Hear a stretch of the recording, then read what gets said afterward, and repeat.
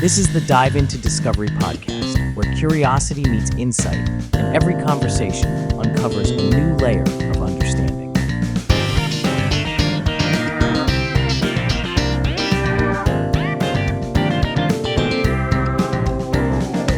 All right, get ready because we are diving deep into the mystery of the bloop. The bloop. This crazy underwater sound that had people wondering if we had some massive sea monster hiding in the ocean. Oh, yeah. It's a sound that really gets the imagination going. Right. A whole minute-long rumble. Wow. Ultra-low frequency. Mm-hmm. NOAA hydrophones picked it up back in 1997. 1997, okay. And these hydrophones were down in the South Pacific. Okay. Near Antarctica. Oh, wow. And get this, they were thousands of miles apart. Thousands of miles apart, and they both picked up the same sound. It's kind of funny how these Cold War relics meant for tracking submarines ended up picking up something so strange. And when they sped it up so we could hear it, it's not your average ocean wave. No, it's definitely not. But what is it? Well, scientists thought maybe it was massive ice shelves breaking off. Okay. And scraping the ocean floor. Okay, I can see that. Like giant icebergs crashing into the seabed. Yeah, that's got to make some noise. It does. But there's got to be more to the story, right? There's a twist. There is a twist. What is it? Some scientists weren't totally convinced that icebergs alone could explain everything about the bloop. Really? Yeah. The bloop had a very unique sound. It's like a fingerprint. Okay. The way the sound waves changed frequency over time didn't quite match up with typical recordings of ice. Oh, so it's not that icebergs are totally off the table. Right. It's more like they don't perfectly fit the profile. Exactly. Scientists are always looking for the most plausible explanation. Yeah. Based on the evidence. Sure. And while icebergs are still a strong contender, the unique features of the bloop open the door to other intriguing possibilities. Okay, so if it wasn't ice having a dramatic meltdown, Yeah. what else could have caused this underwater symphony? Another theory is that it was subglacial movement. Subglacial movement. Yeah, remember those giant ice sheets we were talking about? Yeah. They're not just static masses. Oh. They actually move slowly but relentlessly. So like a super slow motion avalanche, but with ice? Kinda, yeah. Okay. And as these glaciers grind against the bedrock, Yeah. it's like a super slow motion earthquake. Whoa. That friction and pressure can release a ton of energy. Yeah. And that energy travels as sound waves through the water. Okay. It's just dragging something heavy across a rough surface. Yeah. It makes noise, right? Right. Now magnify that by like 1,000,000. Yeah. And you start to get an idea of the forces at play. So the sound isn't from ice breaking off. No. It's from the whole ice sheet groaning Right. and grinding against the earth. Exactly. It's kind of poetic. Yeah. This massive force of nature making itself heard. And the area where the bloop was recorded is known for this type of glacial activity. Okay, so that makes it a pretty plausible contender. It does. So we've got icebergs breaking off, glaciers grinding along.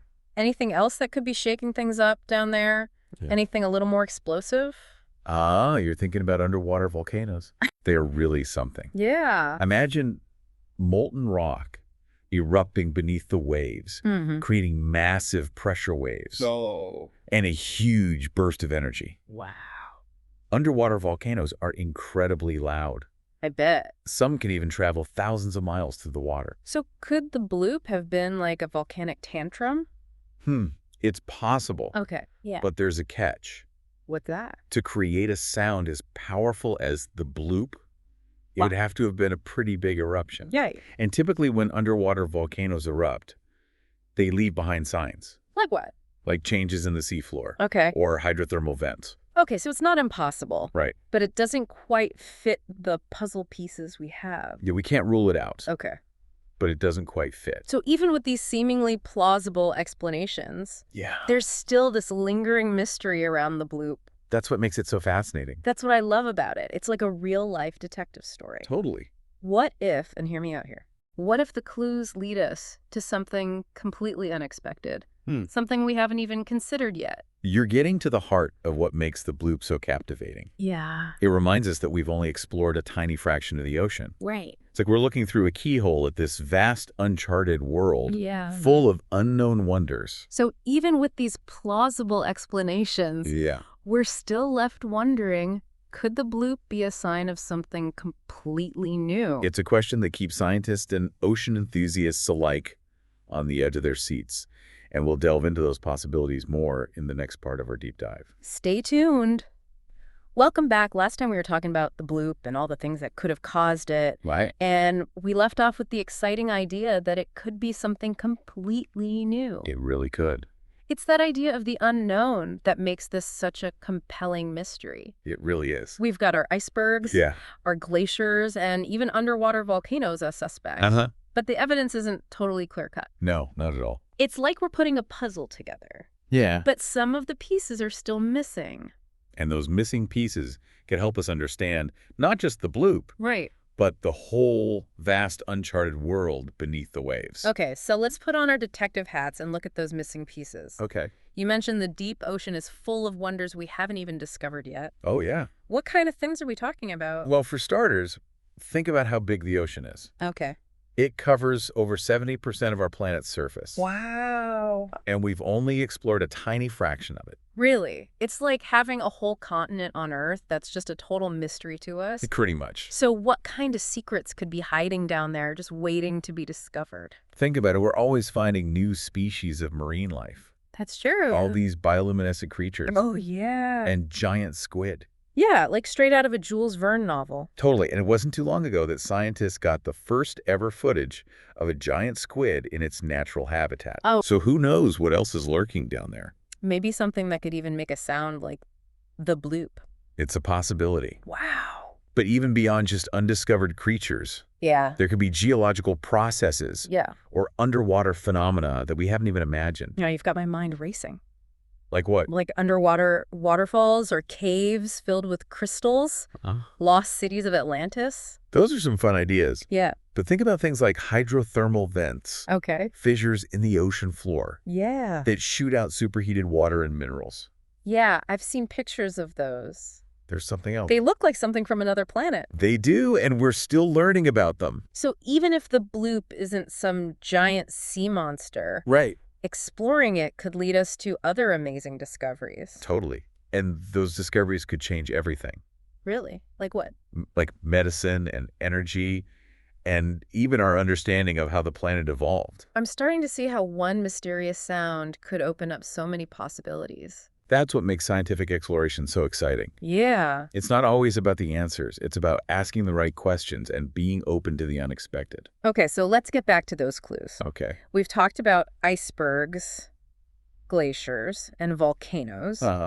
What about something completely new? What are some theories about what the bloop could be if it's not any of those things? Well, some scientists have wondered about underwater landslides. Underwater landslides? Imagine a huge piece of the seafloor suddenly giving way. Okay. And creating this massive displacement of water. Yeah, I can see how that could make a pretty big splash. Literally. Huh. And the sound of that landslide could travel really far. So like an underwater avalanche? Exactly. But with rocks and sediment? Exactly. And these landslides can happen for lots of reasons. Like what? Earthquakes, volcanic eruptions, and just erosion of the seabed over time. So it's always happening? Pretty much. But we usually don't hear it. Right. The deep ocean is changing all the time. Right. And those underwater landslides are just one example of the forces shaping our planet. Wow. So we've got landslides in the mix now. We do. Are there any other possibilities we should be thinking about? There's one more that's a little out there. Okay.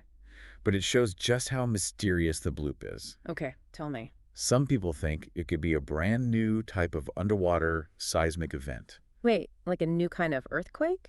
Yes, but happening under the ocean. So we're still learning about the ocean floor. We are. And how the tectonic plates move around down there. Exactly. It's totally possible that there are seismic events we don't even know about yet. Wow, so it's not just that we haven't seen this type of event before. Right. We don't even know it exists. That's the idea. So the bloop could be evidence of something totally new. It could. Something that would completely change how we understand the Earth.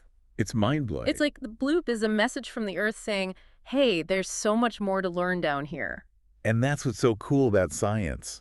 It's an endless journey of discovery, where each new thing we find leads to more questions. So even if the bloop turns out to be something normal, Yeah, trying to understand it could lead to something really groundbreaking. absolutely. And that's why we keep listening, keep exploring, and keep our minds open to what might be out there. Welcome back to our deep dive into the bloop.